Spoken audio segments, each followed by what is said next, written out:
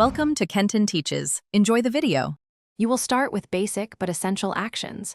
Power off the phone and remove the case plus SIM tray so you can access the screen edges.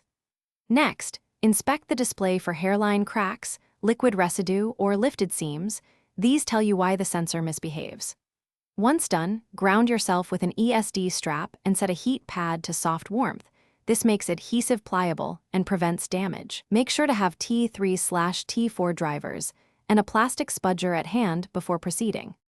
Once the adhesive is softened, use a thin pick and plastic spudger to separate the screen from the frame. Work slowly around the perimeter so you don't stress the display glass. When the panel lifts, locate the digitizer flex cable and its connector on the logic board. Examine for bent pins, corrosion, or a half-seated latch, because those are common causes of touch failure. If you see debris or corrosion, clean with 90% plus isopropyl and a soft brush. Then dry thoroughly before testing connections.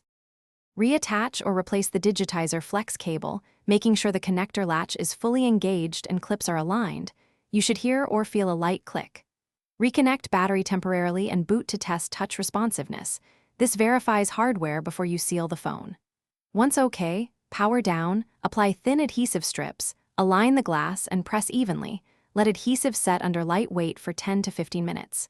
If touch still fails, run a calibration or diagnostics app and consider trying a Thanks for watching. Please subscribe if this video was helpful.